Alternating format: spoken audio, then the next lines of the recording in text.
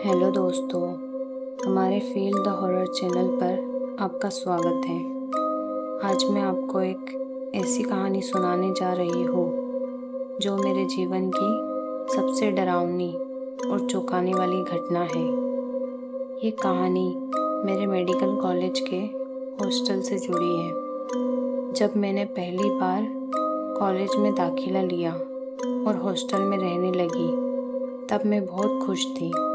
लेकिन जल्द ही कुछ घटनाएं घटने लगी जिनसे मेरा सामना हुआ। आज मैं आपको उन रातों के बारे में बताऊंगी। तो चलिए उसी यात्रा पर जहां एक साधारण हॉस्टल का कमरा भयानक रहस्यों का गवाह बन गया। मुझे मेडिकल कॉलेज में दाखिला मिलने का इंतज़ार 2 सालों से था। जब आखिरकार मेरा सपना सच हुआ तो मेरी खुशी का ठिकाना नहीं था। मेरे माता पिता भी फूले नहीं समा रहे थे। यह मेरे जीवन का एक नया अध्याय था जो चुनौतियों और अवसरों से भरा हुआ था। लेकिन उस समय मुझे यह नहीं पता था कि आने वाले दिनों में मैं एक ऐसा अनुभव करने वाली हूँ जो मेरे जीवन पर गहरी छाप छोड़ देगा।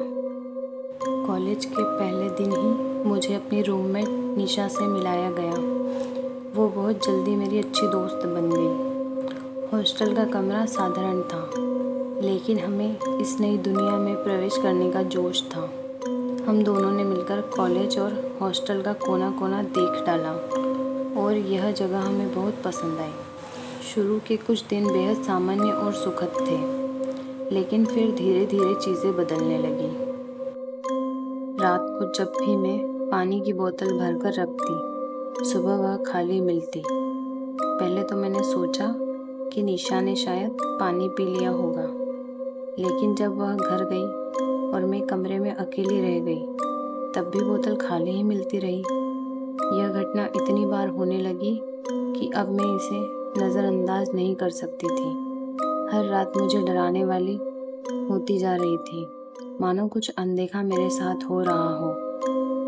एक रात जब निशा अपने घर पर थी और मैं हॉस्टल के कमरे में अकेली थी, तो मैंने सोचा कि शायद मैं बेवजह डर रही हूँ। मैंने पानी की बोतल भरकर रख दी और सोने की कोशिश की, लेकिन रात के बीच में जब मेरी नींद खुली तो देखा कि बोतल फिर से खाली थी। मुझे समझ नहीं आ रहा था कि यह सब कैसे हो रहा है। मैंने खुद को समझाया कि शायद मैं ही भूल गई होगी, लेकिन दिल का डर बढ़ता ही जा रहा था। अगली सुबह जब मैं उठी तो देखा कि मेरे कॉस्मेटिक्स बिखरे पड़े थे, कंघी में बाल फंसे थे और फाउंडेशन की शीशी खुली पड़ी थी। निशा तो यहाँ नहीं थी। फिर ये सब कैसे हुआ? मैंने घबराकर अपनी माँ को फ़ोन किया और सारी बातें बताई। माँ ने मुझे हनुमान चालीसा पढ़ने की सलाह दी, लेकिन मेरे अंदर का डर अभी भी बना हुआ था। रात को फिर कुछ अजीब हुआ। जब मैं सो रही थी, मुझे किसी के पानी मांगने की आवाज़ सुनाई दी। मुझे लगा कि शायद यह मेरा भ्रम है, लेकिन वो आवाज़ इतनी स्पष्ट थी कि मैं और ज़्यादा डर गई। मैंने बत्ती जलाई, लेकिन कमरे में कोई नहीं था। वो रात मेरी ज़िंदगी की सबसे डरावनी रातों में से एक थी। सुबह जब मैंने और मेरी सहेली ने कमरे की छानबीन की तो हमने देखा कि निशा के बेड पर सिलवटें पड़ी हुई थी, मानो अभी अभी कोई सोकर उठा हो। उसका अलमीरा खुला था और ताला टूटा हुआ था। हम दोनों तुरंत वार्डन के पास पहुँचे और उन्हें सब कुछ बताया। वार्डन ने तुरंत मेरे माता पिता को बुलाया। मेरे माता पिता के साथ एक तांत्रिक भी आया। उसने कमरे में प्रवेश करते ही कहा कि यहाँ एक आत्मा है जो बहुत प्यासी है। वो आत्मा एक लड़की की थी जो एक बार रैगिंग के दौरान एक बंद कमरे में एक बिल्ली के साथ फंसी थी और पानी न मिलने की वजह से मर गई थी। वो आत्मा अपनी प्यास बुझाने के लिए यहाँ भटक रही थी।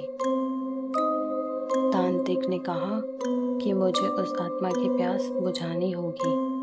मैं बहुत डरी हुई थी, लेकिन तांत्रिक के कहने पर मैंने उसे पानी दिया। वो आत्मा प्रकट हुई, हाथ में गिलास लिए हुए, और पानी पीने के बाद उसने कहा कि उसकी प्यास अब बुझ गई है और वह अब शांति से जा रही है। उसके बाद मैंने राहत की सांस ली, लेकिन ये अनुभव मेरे जीवन में एक गहरी छाप छोड़ गया। हॉस्टल की वे रातें अब भी मेरी यादों में बसी हुई है और मुझे यह सिखा गई कि कभी भी हमारे डर और हमारे आसपास की घटनाओं के पीछे एक सच्चाई होती है जिसे हम नज़रअंदाज नहीं कर सकते। तो दोस्तों, कहानी कैसी लगी आपको कमेंट्स में ज़रूर बताइए। लाइक एंड अपने दोस्तों को शेयर कीजिए। हम ऐसी कहानी रोज़ाना लाते रहते हैं, इसलिए बेल आइकन दबाना ना भूलें। Thank you.